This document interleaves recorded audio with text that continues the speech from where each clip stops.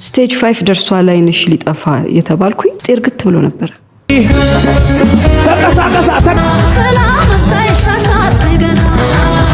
መንግስት ቀይ ባህርን ትቶ ፍናኔን ያስመልስልሽ አልነገርከንም ምናምን እንዳትሉኝ በኋላ እዚህ ለናዝራዊት አበራ ብዬ እኔ አልጨፍ። ሰላም ውድ ቤተሰቦች እንዴት ናችሁ? እኔ እግዚአብሔር ይመስገን በጣም ደህና ነኝ። እናንተም ደግ እንደምትሆኑ ሙሉ ተስፋ አለኝ። አሁንም እንደባለፈው ወቅታዊ ጉዳዮች ይዤላችሁ መጥቻለሁ። አብራችን ቆዩ። መጀመሪያ ግን ሰብስክራይብ፣ ላይክ፣ ሼር በማድረግ ጀምሩት። ይሄን ነገር ሳትሰሙ በኋላ ቢጸጽታችሁ አይመለከተኝም። አልነገርከንም ምናምን እንዳትሉኝ በኋላ እኔ ኃላፊነቴን ነው እየተወጣው ያለሁት። በቅርቡ መሃል ቦሌ ላይ ትልልቅ ቪላ ቤቶችን ስታዩ የማን ነው ሲባል የቲክቶከር እኮ ነው የሚባልበት ዘመን በቅርቡ እየመጣ ነው።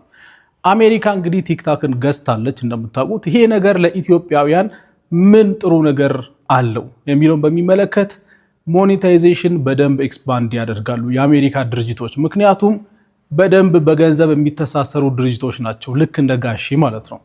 ስለዚህ አሁንም ፎሎወር ሳትይዝ ሶሻል ሚዲያ ላይ ሳትሰራ ማንም ሶሻል ሚዲያ ላይ ሳያቅ ቁጭ ያልክ ወጣት ካለ በኋላ ላይ አልነገርከኝም እንዳትለኝ። እመነኝ፣ ዝም ብለህ ስልክህን አንሳ፣ ሪከርድ በተኗን ተጫን፣ ቅረጽ፣ ልቀቅ። ዛሬ ጀምር ይሄን ነገር። እንግዲህ እንደሰማችሁት ነው፣ በስፋት እየተዘዋወረ የነበረ ነገር ነው ሰሞኑን ማለት ነው። ቲክቶክ ለአሜሪካ እንደተሸጠና ካሁን በኋላ ደግሞ ምናልባት ኢትዮጵያ ሞኔታይዝ የሚደረግበት መንገድ ሊፈጠር እንደሚችል ነው እየተነገረ ያለው። ከትንሽ ነገር ጀምረን ባለን ስልክ ባለን ሁሉንም ነገር መስራት የምንችለው ስለሆነ ሁላችንንም ብንጀምርና ብንሰራ ጥሩ ነው። ካያችሁ አሁን በጣም ታዋቂ የሆኑ ቲክቶከሮች ለምሳሌ እነ እስጢፋኖስ ቶማስ ካያችሁት በጣም በትንሽ ነገር ነው የጀመሩት። አሁን ግን ደርሰውበት ያሉት ደረጃ ይዋቸው። አብዛኞቹ በጣም ታዋቂ የሚባሉ ቲክቶከሮች በጣም ከትንሽ ነገር ነው የተነሱት። አሁን ደግሞ በጣም ትልቅ ደረጃ ላይ የደረሱ እነሱ ናቸው። በአሁኑ ጊዜ ደግሞ አብዛኛው ሰው ተምሮ ስራ አጥቶ ግን ደግሞ ካሜራ የሚፈራ በጣም ብዙ ሰው አለ፣ በጣም ብዙ ሰው ማለት ነው። እና በአሁኑ ሰዓት በጣም የሚያዋጣው አንድ ትልቅ ነገር ቢኖር ሶሻል ሚዲያ ላይ አክቲቭ መሆን፣ መስራት በጣም አስፈላጊው ነገር ማለት ነው። አዱናይ ምንድን ያለው ሰግጥ ፈምስ ወይም ደግሞ ድድብ በሉ አይደል የሚለው፣ ድድብ ብላችሁ ስሩ ሞት በቃ ትምህርት 16 17 ዓመት ተምረን ቁጭ ላልን። አሁን ግን በዚህ በቲክቶክ እና በዩቲዩብ በቀላሉ ገንዘብ የምንሰራበት አጋጣሚ ስላለ ምንም የሚከብድ ነገርም ስላልሆነ ብንሰራ ጥሩ ነው፣ ብትሰሩ ጥሩ ነው። እንስራ ሁላችንም። ታዋቂው ቲክቶከር ጆን ዳንኤል ከእስር ከወጣ ጊዜ ጀምሮ በጣም ቆንጆ ስራዎች እየሰራ እያየነው ነው። መጀመሪያ በሰይፉ በኢቢኤስ ቀርቦ የተናገረው ነገር ነበረ። የሆነ ፕሮጀክት ልሰራ ነው፣ ከመታሰሪ በፊት ነበር ያሰብኩት ግን ስላልሆነልኝ አሁን ልሰራው ነው ብሎ ነበር። ምንድነው የሰራው? እንየው። ቤተሰቦች ከዚህ በላይ ምን የሚያስደስት ነገር አለ? እንደዚህ ቀን በህይወቴ ረክቼ አላውቅም። ይሄ ቪዲዮ ተከታትለን እንመለስ። 1 2 3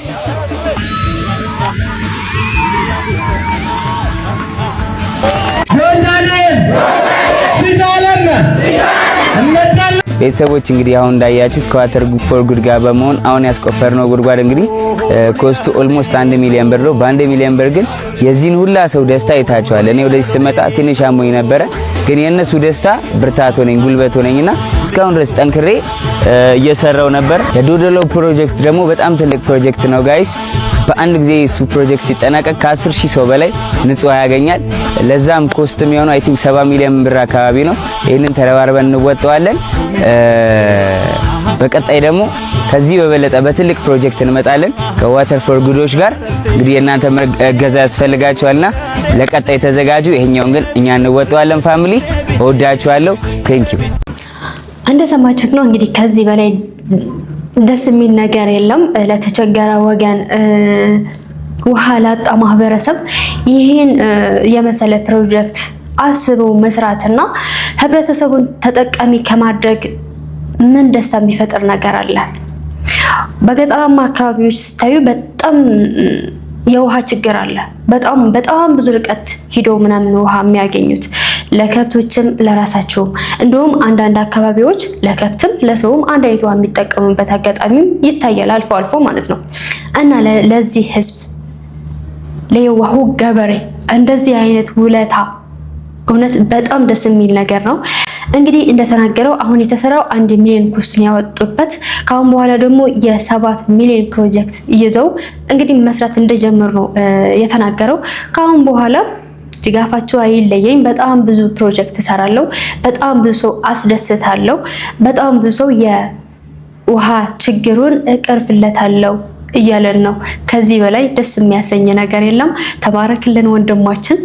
ሁላችሁም እንግዲህ ለእንደዚህ አይነት መልካም ተግባር ብትተባበሩና እናንተ ደግሞ የራሳችሁን በግሩፕ ሊሆን ይችላል እንደ ጆን ዳንኤል ከፕሮጀክት ጋር አግሪመንት በመፍጠር ሊሆን ይችላል። ሁሉንም ሰው ቢሰራ ሁሉንም ሰው የራሱ ቢይዝ እንግዲህ የኢትዮጵያ የውሃ ችግር ብቻ አይደለም ሌሎች ችግሮችም የምንቀርፍበት አጋጣሚ ሊኖር ይችላል ማለት ነው። ምስጋና ይገባዋል ጆን ዳንኤል፣ እናመሰግናለን።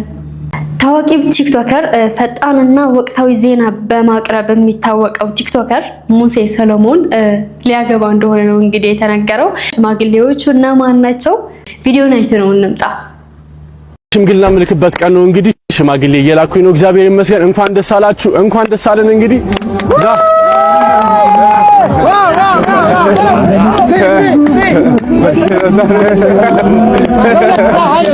ደስ እያለኝ ነው፣ ደስ እያለኝ ተቀሳቀስ በጣም ደስ እያለኝ ነው፣ አሁን ደስ እያለኝ ነው። ደስ እያለኝ ነው፣ ደስ እያለኝ አላፍ ይናደድ። እንዳያችሁት ነው እንግዲህ አዶናይ ከሽማግሌዎቹ ጋር መሆኑ ትንሽ ቲክቶክ ላይ ተንፈጥሯል። ማለት እንዴት ሊሆን ይችላል? ማይቀላቀልበት የለም ወይም ማይደርስበት የለም ምናምን እየተባለ ነበርና እናንተስ እንዴት ታዩታላችሁ? እኔ እንኳን አልጠላሁትም። ሁሉም ጋር መሆን ኦሬዲ አይከፋም። ለማንኛውም መልካም ጋብቻ ይሁንልህ ቲክቶከር ሙሴ ሰለሞን። የአሜሪካ ፕሬዝዳንት ዶናልድ ትራምፕ የአንድ ዓመት የስልጣን ዘመናቸውን እያከበሩ የተናገሩት ንግግር ነበረ፣ ስለ አባይ ግድብ ማለት ነው። እጅግ በጣም አነጋጋሪ ሆኖ ነበር። ከተናገሩት ንግግር ኢትዮጵያ ትልቅ ግድብ አላት፣ ግድቡን ፋይናንስ ያደረግነው እኛ ነን። ናይል ሲባል የማውቀው ግብጽ ነው። ግብጾች በቂ የውሃ መጠን የላቸውም።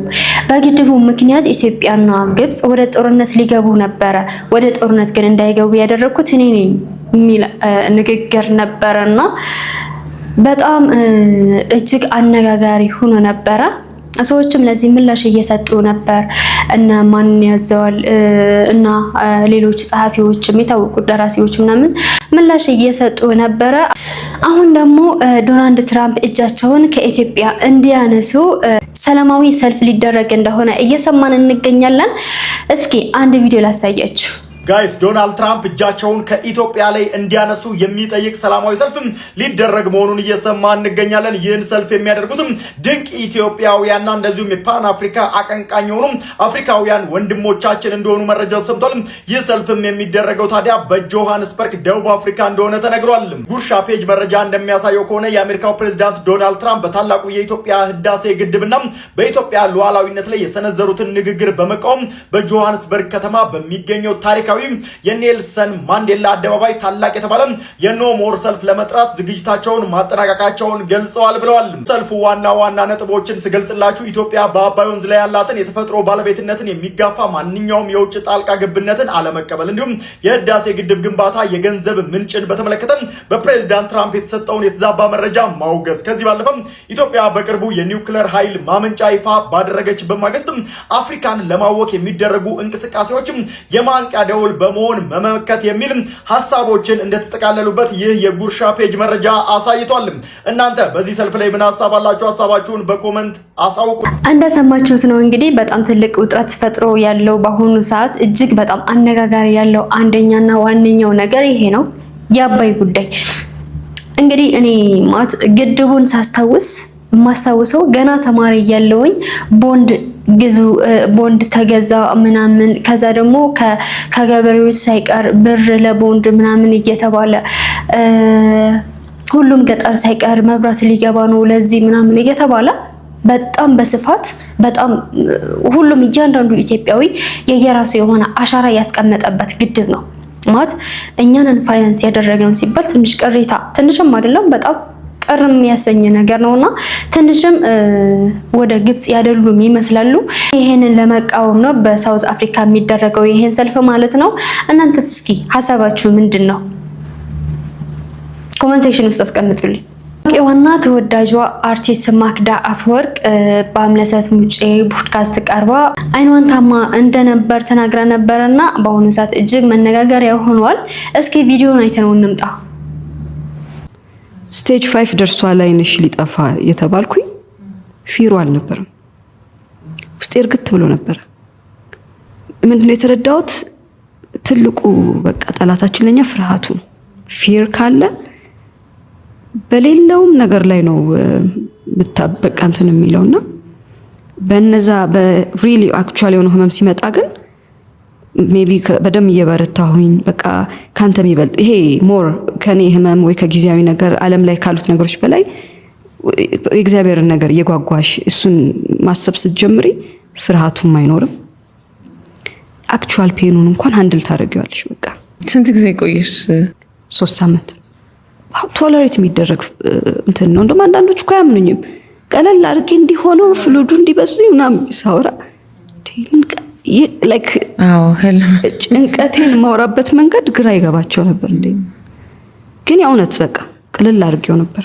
ኢማጂን በፊት የነበረኝ ፊር ፓኒክ ያልኩሽ ጊዜ ላይ የነበረው ፊር እዚህ ጋር አብሮ ቢኖር I don't think I'll survive። ግን ውስጤ ካልም ነበር አክቹአል ፔኑ ሲመጣ። That's why I think እንዳልፈ ያረገኝ ጭንቀቱ አሁን አንቺ ስቴጅ 5 ደርሷል አይንሽ ልታጪ ነው ብለድ ሁለት ኮሜት ጀምሬ ነበር። አይኔ እይታይ እንዲህ ሳይ ሁለት በቃ ደብል ነው የሚታየኝ። ነርቪውን ውስጥ ተጭኖት ማለት ፍሉዱ እንደዛ ስትበይ ጭንቀቱ ራሱ ምን እንደሚያደርግ አስቢ። በቃ ምንድን ነበር ውጤቱ የሚሆነው ብለሽ ታስቢያለሽ? ምን ነበር አይማሮሽ ምንነግርሽ? በቃ ላይክ እኔ ውስጤ ስቲል መረጋጋት ነው። ይሄ ዞሮ በቃ either ways ዛሬ መሆነ ነገር ፌስ ማድረግሽ አይቀርም ሞቱንና maybe time ሆኖ ይሆናል። አሁን በቃ maybe it's time። ሞት ብቻ አይደለም አሁን እዚህ ጋር ደግሞ አይን መጥፋት ነው ደግሞ አይደል የምታስቢው? አይንሽ ጋር ነው እኔ አይን ሲጠፋማ ለሱ ጥሩ አሳምኘው maybe እንትና በጣም ወደዋለሁ ማን ነው መጋቢ ሐዲስ እሸቱን ወይ እንደሱ ጥበበኛ አልሆነ ነው እንዴ? ይመረሽ ነው አንቺ እውነትም እንትን ብለሻል። በቃ ከማይንድሽ ከት መልስ ነው የሚሰጥሽ። ሜቢ አይንስ ጠፋ እኮ የበለጠ ማላቀው ነገር የለም። ብዙ ነገር አይቻለሁ። እንደውም ምንም የተሻለ ብዙ ነገር የለም። ምን አለ ዓለም ላይ ማያውሽ በቃ ሜቢ እስቲ ቆይ ራሱን የቻለ ቢዩቲ ይኖራል ደግሞ ብዬ በሱም ተጽናናው። በሁሉም ሲመጣ እየተጽናናው ቆየውና በቃ በጣም የሚገርም ነው እንጂ ያው ከባድ ነበር። እንዴ ሰው የሚያብድበት ኬዝ እኮ ነው። አይ ነው በጣም ከልጆችሽ ጋር እንደዚህ አይነት ነገሮች ሲመጡ እንደውን ከቤተሰብ ጋር እንዴት ነው ታወሪው? ትነግሪያቸዋለሽ? ታስረጅ? እንግዲህ እንደሰማነው ነው አይንሽ ሊጠፋ ስቴጅ 5 ደርሷል ተብዬ፣ ግን እኔ ምንም አልመሰለኝም ነበር። ምክንያቱ የዛን ሰዓት ይበልጥ ወደ እግዚአብሔር ያቀረብኩበት ጊዜ ስለነበረ ብላለች። ብዙዎች ለዚህ የራሳቸው የሆነ አስተያየት እየሰጡት ይገኛሉ። ምናልባት ከባህላዊ ከድግምት ምናምን የሚያዩት ሰዎች አሉ። በዘመናዊ መልኩ ደግሞ በሳይንሱ የሚሰጡት አንዳንድ ምላሾች አሉና እስኪ አንዱን ላሰማችሁ። አርቲስት ማክዳ አፈወርቅ አይኗ ሊጠፋ እንደነበር ተናግራለች። ይህንን ቪዲዮ በጣም ብዙዎቻችሁ ይላካችሁልኝ ነበረ። እንግዲህ ሶሻል ሚዲያ ላይ ግዴታ ሜዲካል ኮንተንት ልታሰሩኝ ነው መሰለኝ። ለማንኛውም እና ፍሉዱ አብዞርብ ማድረግ አቅቶት የአይኔን ነርቭ ተጭኖት ኦልሞስት አይኔን ሊያጠፋው ነበረ። ምንድነው የሆነ ፍሉድ ተጠራቅሞ ነርቭን እየተጫነ ነበር ምናምን ብላን የተናገረችውና ያ ነገር ምንድነው ብላችሁ ጠይቃችሁኛል። ስለዚህ IIH የሚባል ነገር አለ፣ ኢዲዮፓቲክ ኢንትራክራኒያል ሃይፐርቴንሽን። አብዛኞቻችሁ እንደምታውቁት እንግዲህ ጭንቅላታችን ውስጥ ፍሉድ አለ፣ CSF የሚባል ፍሉድ። እንግዲህ አንጎላችን አእምሯችን ውስጥ ያው እየተንሸራሸረ ነው ታውቃላችሁ ብዬ አስባለሁ ይሄን ነገርና ያ ፍሉድ በአንዳንድ ምክንያቶች በጣም ሊበዛ ይችላል እና ያ ፍሉድ ሲበዛ ከሚፈጠሩ ነገሮች ውስጥ አንደኛው ምንድነው የአይናችንን ነርቭ ማለትም ኦፕቲክ ነርቭ የሚባለውን እንደዚህ ይጫናል ማለት ነው። ፍሉዱ በጣም ሲበዛ አንዳንዴ ያ ፍሉድ በጣም በስቶ ሲጫነው ሊያበሰብሰውም ይችላል ያንን ነርቭና አይናችን እስኪጠፋ በሙሉ እንዲጠፋ ሊያደርግም ይችላል።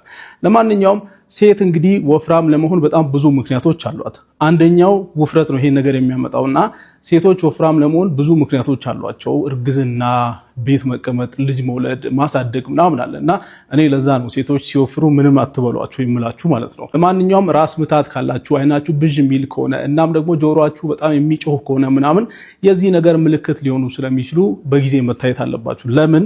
በጊዜ መታየት በጣም ኢምፖርታንት ነው። ያንን ሂደት ያስቆመዋል ማለት ነው። እንደሰማችሁት ነው እንግዲህ በውፍረት ሊመጣ የሚችል አይነት ህመም ነው። አስባችሁታል? አንድ ሴት ከወለደች በኋላ አብዛኛው ቤት ውስጥ የምትቀመጥ ከሆነ ልጆች ማሳደግ አለ፣ ብዙ ነገር አለና በዚህ ምክንያት እንግዲህ ውፍረት ሊያጋጥም ይችላል። በማንኛውም ሴት ማለት ነው ልትወፍር ትችላለች። ይህን ውፍረት ለዚህ ህመም ሊያጋልጥ ይችላል። በጣም ከባድ ነገር ነው። ለማንኛውም ራስ ምታት ካለ፣ ብዥ የሚላችሁ ከሆነ እናም ደግሞ ጀሮዋችሁ የሚጮህ ከሆነ በፍጥነት መታየት አለባችሁ እያለ ነው። እንግዲህ ሴቶች ይህንን ነገር ማወቅ ይኖርብናል ብዬ ስላሰብኩኝ በደንብ ስሙትና ያዙት፣ ይጠቅማቸዋል፣ ለኔም ይጠቅመኛል። በአሜሪካ ከቀዳሚ ጀምሮ ማለትም በእኛ ጥር 16 በውጪዎች ጃንዋሪ 24 ጀምሮ የበረዶ ወጀብ ሊያጋጥም ይችላል እየተባለ ነው። እንደውም በአሁኑ ሰዓት በጣም መጋዘኖች ራሱ ባዶ እየሆኑ ያሉበት ጊዜ ነው። በጣም ብዙ ሰዎች የሚያስፈልጋቸውን ነገር እየሸማመቱ ስለሆነ ማለት ነው። እናም ደግሞ መንገድ ላይ አትሆኑ፣ የሚያስፈልጋችሁን ነገር ገዙ፣ ፍሪጃችሁን ሙሉ አድርጉ እያለች ነው የምትገኘው ማለት ነው። አሜሪካ ያላችሁ ትውልደ ኢትዮጵያውያን እንግዲህ ጠንቀቅ ማለት ያስፈልጋችኋል ማለት ነው። ለማንኛውም ግን እግዚአብሔር ከናንተ ጋር ይሁን። በአሁኑ ሰዓት እንግዲህ ብዙ የሽማግሌ ስነ ስርዓትና የሰርግ ስነ ስርዓት እያየን እንገኛለን በስፋት ማለት ነው። በጣም ለየት ያለና በጣም አነጋጋሪ የሆነ አንድ ጥሎሽ ግን ላሳያችሁ። በጣም አነጋጋሪ የሆነ ማለት ነው።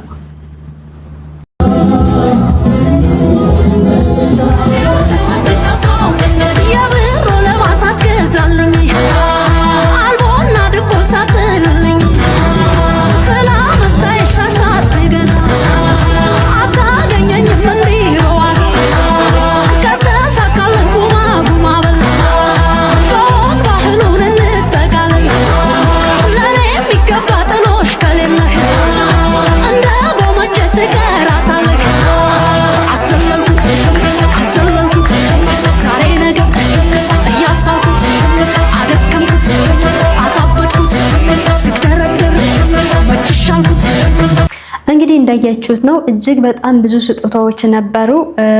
ወርቆች ብትሉ ሻንጣ ሙሉ ልብሶች ነበሩ። ሌሎች በጣም ብዙ ጌጣጌጦች ነበሩና ከሁሉም በላይ ግን በጣም ጎልቶ የታየው የ10 ሚሊዮን ቼክ ነበረ። ይሄን ነገር እንግዲህ በጣም ብዙ ሰዎች የየራሳቸው የሆነ አስተያየት እየሰጡበት ይገኛሉ።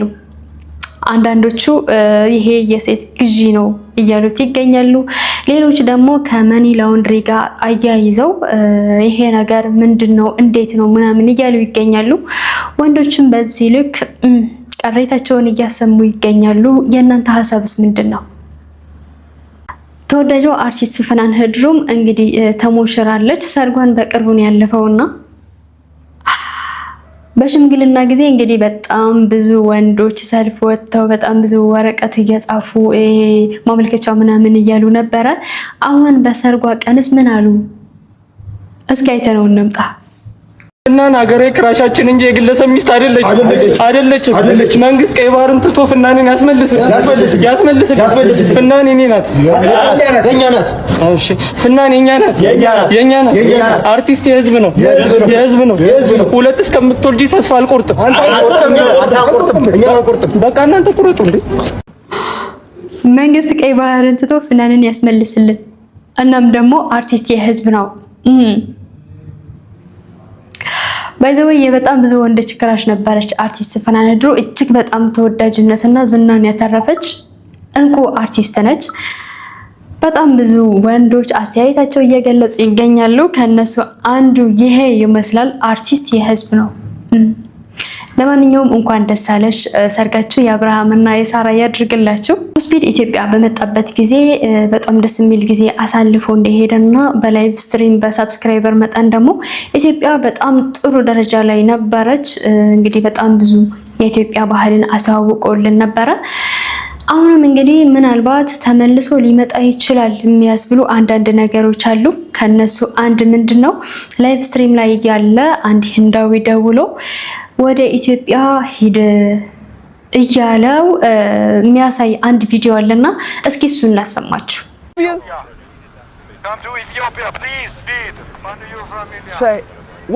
Wait, you from India?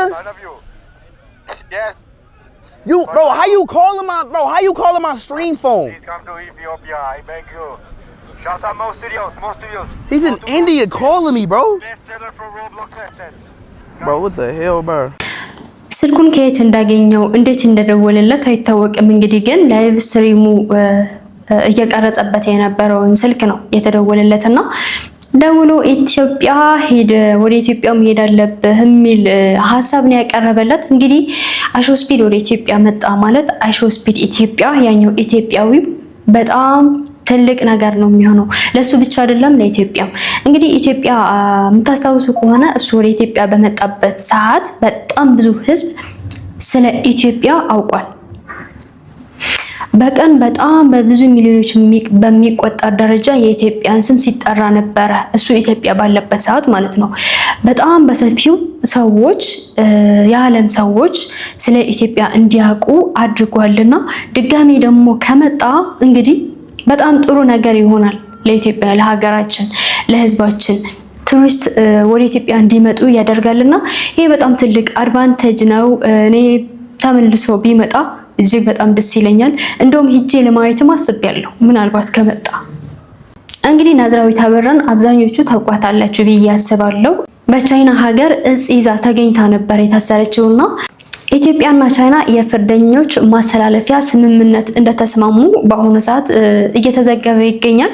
ይሄ ምን ማለት ነው? ቻይና ሀገር ታስረው ያሉ ኢትዮጵያውያን ወደ ኢትዮጵያ መጥተው እንዲታሰሩና ኢትዮጵያ ላሉ ቻይናዎች ደግሞ ወደ ሀገራቸው ወደ ህግ አካላት እንዲረካከቡ የሚያደርግ ስምምነት ማለት ነው። በቻይና ሀገር የሞት ፍርድ ተፈርዶባት ላለችው ናዝራዊት አበራ እጅግ በጣም ጥሩ ነገር ነው እየተባለ ይገኛል። ምናልባት እሷ ወደ ኢትዮጵያ የምትመጣበት መንገድ ሊፈጠር ይችላል እያሉ በጣም ብዙ ሰዎች ደስታቸው እየገለጹ ይገኛሉ። እንግዲህ የሷን ታሪክ ታውቁታላችሁ ብዬ አስባለሁ። ከኢትዮጵያ ቻይና የምትኖር ጓደኛ ነበረቻት። ከኢትዮጵያ ልብስ የያዘ ሻንጣ ይዛላት እንድትሄድ ጠየቀቻትና እሷም አላየችውም፣ ዝም ብላ ወሰደችው። ከዛ ቻይና ኤርፖርት ተያዘች። እጽ መሆኑ ታወቀ ማለት ነው። ቻይና ደግሞ እጽ ይዞ የተገኘ የሞት ፍርድ ነው። የሞት ፍርድ ተፈርዶባት ስትጠባበቅ የቆየችው ኢትዮጵያዊ ነች ናዝራዊት አበራ ማለት። አሁን እንግዲህ ይሄን ስምምነት ከተስማሙ ምናልባት ይቺ ኢትዮጵያዊ ወደ ሀገሯ የምትመጣበት አጋጣሚ ይፈጥራል ማለት ነው። በዚህ ሁኔታ ካየነው በጣም ብዙ ሰው እንደውም ደስታው እየገለጸ ይገኛል። ግን ደግሞ ልክ አይደለም ይሄ ስምምነት መሆን አልነበረበትም እያሉ ደግሞ ሀሳባቸው የሚገልጹ ሰዎችም አሉ። ከነሱ አንዱን ላሰማችሁ። መጀመሪያ የስምምነቱን ጉዳይ ቪዲዮ እና ቀጥለን ደግሞ ይሄ ልክ አይደለም እያሉ ያሉትን ሰዎች አንድ ቪዲዮ ላሰማችሁ። ናዝራዊት አበራን ብዙዎቻችሁ ታውቋታላችሁ። ወደ ሀገር ለመመለስ ተስፋ የፈነጠቀ ኢትዮጵያ ቻይና የፍርደኞች ማስተላለፍ ስምምነት ጸድቋል። የሕዝብ ተወካዮች ምክር ቤት እንግዲህ ትላንትና ባካሄዱ ስብሰባ ላይ በቻይና እስር ቤት ለረጅም ጊዜ በሞት ፍርድ ጥላ ስር የምትገኘው ኢትዮጵያዊቷን ናዝራዊትን ወደ ሀገሯ ለመመለስ መፍትሄ ይሰጣል የተባለ የፍርደኞች ማስተላለፍ ስምምነት አዋጅ ጸድቋል።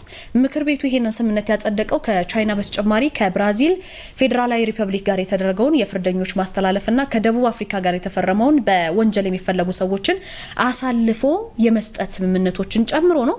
በውይይቱ ጊዜ በተለይ ከቻይና ጋር የተደረገው ስምምነት ለዓመታት በፍርድ ሂደት ላይ የምትገኘው ናዝራዊት አበራን ጉዳይ በዘላቂነት ለመፍታት ትልቅ የህግ ማዕቀፍ እንደሚሆን ተገልጿል። በነገራችን ላይ በሶሻል ሚዲያ ላይ በብዛት ስለምትታወቅ ለእናንተ አዲስ ትሆናለች ብዬ አላስብም። ቻይና ውስጥ ያለ ፍርድ በብዙ ጊዜ የቆየች ልጅ ነች። ይሁን እንጂ በእለቱ እንግዲህ የምክር ቤት አባላት በስምምነቱ ላይ የተለያዩ አመለካከቶችን አንስተው ነበር። የሁለቱ ወገኖች የክርክር ነጥብ ምንድነው? የአዋጁን አስፈላጊነትና የሉዓላዊነት ጥያቄን ያገናዘበ ነበረ። የፓርላማ አባሉ ቀደም ሲል እንደነገርኳችሁ ዶክተር ደሳለኝ በሀገሪቱ ውስጥ በህገወጥ ማዕድና በገንዘብ ማጠብ ወንጀል የሚሳተፉ የቻይና ዜጎች በስፋት መኖራቸውን ጠቅሰዋል። እሳቸው እነዚህ ግለሰቦች በሀገር ውስጥ ህግ ተገቢውን ቅጣት ሊያገኙ ይገባል ብለዋል። ሲሞግቱ መሰል ስምምነቶች ደግሞ ከምስራቃውያን ሀገራት ባለፈ ከምዕራባውያን ጋርስ ለምን እንደማይደረጉና በዛ በኩል የሚፈለጉ ወንጀለኞችም ስለመኖራቸው ጥያቄ አቅርበው ነበር። በአንጻሩ ግን የህግና ፍትህ ጉዳዮች ቋሚ ኮሚቴ ለተነሱት ስጋቶች በሙሉ አጠር ያለ መልስ ሲሰጡ አዋጁ ከዲፕሎማሲያዊ ግንኙነት ባለፈ ግልጽ የህግ ማዕቀፍ እንዲኖር ለማድረግ የታለመ ነው። ስምምነቱ ደግሞ በሁለቱ ሀገራት እኩል ፈቃድ ላይ የተመሰረተ ስለሆነ አንዱ ሀገር በሌላው ላይ የሚጫነው ተጽዕኖ እንደሌለ ገልጸዋል። ቀደም ሲል በዲፕሎማሲያዊ ጥረት በርካታ ፍርደኞች ወደ ሀገር መመለሳቸውንም አሁንም ደግሞ የጸደቀው ህግ አሰራሩን ስርዓቱን ለማስያዝ ፋይዳው የጎላ እንደሆነ አብራርተዋል። በመጨረሻ ምክር ቤቱ የቀረበውን ሪፖርትና የውሳኔ ሀሳብ መርምሮ አዋጁን ሙሉ በሙሉ አጽድቆ ቆታል ማለት ነው። ስምምነቱ ይሄ ነበረ እንግዲህ ሙሉ በሙሉ እንደጸደቀ ነው እየተነገረ ያለው። እናም ደግሞ ለናዝራዊት አበራ ምናልባት በጣም ጥሩ አጋጣሚ እንደሆነላት ነው እየተነገረ ያለው። ግን በዚህ ሁኔታ ያልተስማሙ ደግሞ አሉ። ይሄ ከሀገር ሉዓላዊነት ጋር ጥሩ አይደለም፣ ለኛ አይጠቅመንም። ምክንያቱ በጣም ብዙ ህገወጥ ስራዎች የሚሰሩ የቻይና ዜጎች እዚህ ኢትዮጵያ ውስጥ ስላሉ ይሄ ነገር ተገቢ አይደለም የሚሉም አሉና ከነሱ ደግሞ አንድ ቪዲዮ ላሰማችሁ። እቺ ልጅ አወቃችኋት? ናዝራዊት አበራ የዛሬ 4 ዓመት ገደማ ከኢትዮጵያ ወደ ቻይና ስትሄድ ኮኬን አደገኛ እጽ ይዛ በመገኘቷ ምክንያት በቻይና ህግ መሰረት የሞት ፍርድ የተፈረደባት ኢትዮጵያዊ ናት። 3 ጥያቄ እናንሳና ወደሚቀጥለው ዙር እንለፍ። የመጀመሪያው እሷ እንደምትለው ከኢትዮጵያ ይዘሽልኝ ሂጂ ያለችኝ የማምናት ጓደኛዬ ሰታይ ነው እንጂ የኔ አይደለም የሚል ነው። እናቴዋ ወደ ጎጃም አይደለም ወይ ወደ አሩሲ አይደለም የምትሄጂው እኮ ወደ ቻይና ነው የምትሄጂው፣ ምንድነው የምትሰጪኝ ብሎ ማየት ያባት ነው። ሁለተኛው እውነት ይሄንን ነገር የሰጠቻት ጓደኛዋ ከሆነች ኢትዮጵያ ውስጥ ክስ ተመስርቶባት ፍርዱን አግኝታለች። እውነት ነው ወይ? 3 ይሄ ነገር ከኢትዮጵያን ኤርላይን የፍተሻ ኬላዎች እንዴት ሊያልፍና ቻይና ሊደርስ ቻለ? ይህንን እንደ ጥያቄ በይደር እናሳድረውና የኢትዮጵያ ፓርላማና ቻይና እስረኞችን ለመለዋወጥ የሚያስችላቸውን በሀገራቸው ለመዳኘት የሚያስችላቸውን ስምምነት አደረጉ፣ ፓርላማውም አጸደቀ የሚል ዜና ሰማን። ይሄ ለናዝራዊት አበራ ጥሩ እድል ይዞ ይመጣል፣ ለሀገር ግን ጉዳት ነው። እኔ ስለ አንድ ናዝራዊት አበራ አይደለም የማወራው። ኢትዮጵያ ውስጥ የታሰሩ ቻይናውያን የሀገርን ብሔራዊ ጥቅም አደጋ ላይ በመጣል ለስለላም ሊሆን ይችላል፣ የራሱ የቻይና መንግስት የላካቸው ሰላዮች ሊሆኑ ይችላሉ። ስለዚህ ከዚህ ሀገር ላይ እንደ ናዝራዊት አበራን አይነት ሰው መልሶልን እንደዚህ አይነት ሰው የሚሄድ ከሆነ ሀገሩ ላይ ይዳኘዋል ወይ በሀገሩ ህግ የሚለው አጠያቂ ነው። የራሱ ሰላይ ነው፣ ይለቀዋል። ይህንንስ ተከታትሎ የሚያስፈጽም ኢትዮጵያዊ አለ ወይ ስንል የለም የሚል ነው የሚሰጠን መልስ። በእርግጥ ከናዝራዊት አበራ ውጪ ቻይና ውስጥ የታሰረ ኢትዮጵያዊ ወይም እንደዚሁ አደንዛዥ እጽ በማዘዋወር ነው ወይም ደግሞ የተለያዩ ደረቅ ወንጀሎችን ሌብነቶችን በፈጸም የታሰረ እንጂ የቻይናን ብሔራዊ ጥቅም አደጋ ላይ በመጣል የታሰረ ኢትዮጵያዊ አልሰማንም። ስለዚህ ትናንሽ ወንጀለኞችን ይልኩልንና ትላልቅ ወንጀለኞችን ከዚህ ይወስዳሉ ማለት ነው። እንደዚህ ጋር ፓርላማው ያጸደቀውን አዋጅ ለናዝራዊት አበራ ብዬ ትክክል ነው አይደለም። ቢኮዝ ለአንድ ሰው ብዬ ብሔራዊ ጥቅምን አደጋ ላይ የጣሉ ቻይናውያን በሀገር ውስጥ መዳኘት አለባቸው ብዬ አስባለሁ። ስለዚህ ለናዝራዊት አበራ ብዬ እኔ አልጨፍርም። እንግዲህ እንደሰማችሁት ነው። ይሄ ነገር ይሄ ስምምነት ሚዛናዊ አይደለም። ምክንያቱም ኢትዮጵያ ውስጥ ያሉ ቻይናውያን በጣም ትላልቅ ወንጀሎች ሰርተው የተያዙ ናቸው። ስለዚህ ኢትዮጵያ ውስጥ ሊዳኙ፣ ኢትዮጵያ ውስጥ ሊቀጡ ይገባል። ምናልባትም ቻይና ራሷ ለስለላ የላከቻቸው ሊሆኑ ይችላሉ። ከዛ በኋላ እዚህ መተው ታሰሩና ወደ ቻይና ሀገር ሲመለሱ ግን ሊለቀቁ ይችላሉ። ምክንያቱም ቻይና ሀገር ራሷ የላከቻቸው ሰዎች ስለሆኑ። እናም ደግሞ ኢትዮጵያውያን ግን ቻይና ውስጥ የታሰሩ በጣም ከናዝራዊት አበራ ውጪ ትናንሽ ወንጀል የሰሩ ሰዎች ናቸው። ስለዚህ ይሄ ነገር ጥሩ አይደለም። ኢትዮጵያ እንደ ሀገር አስፈላጊ ስምምነት አይደለም የሚሉም አሉ። እስኪ እናንተ ሐሳብ አጋሩኝ፣ እንዴት ታዩታላችሁ? ውድ ቤተሰቦቼ ለዛሬ ያስኳቸው ቪዲዮዎች እነዚህ ነበሩ። አብራችሁን ስላላችሁ እጅግ በጣም አመሰግናለሁ። አሁንም ሰብስክራይብ፣ ላይክ፣ ሼር ማድረግ እንዳይረሳ። ቀጣይም ቆንጆ ቪዲዮዎች ይዤላችሁ እመጣለሁ። እስከዛው ቻው ቆዩልኝ። ቻው